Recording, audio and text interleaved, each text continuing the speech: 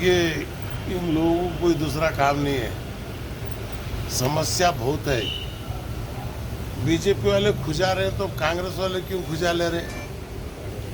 सावरकर का लगाने से नहीं लगाने से इसका कोई फर्क नहीं पड़ता देश में। इस देश का किसान क्या हो रहा है, इस देश का युवक क्या हो रहा है, गरीब क्या हो रहा है, इसके बारे में चर्चा करो ना। अरे सावरकर लगाओ नहीं लगाओ कोई चर्चा का विषय है? अच्छा लगाना भी है तो इतना पब्लिसिटी देने की जरूरत है? अरे बेवकूफ़ लोग, तुमको तुम मत मारी है क्या?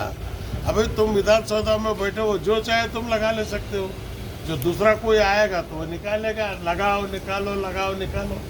इससे अच्छा जो है मैं ये कहता हूँ कर्नाटक के राज्य के मुख्यमंत्री से, तुम्हारी तस्वीर जनता के मन में लगाओ, काम करो।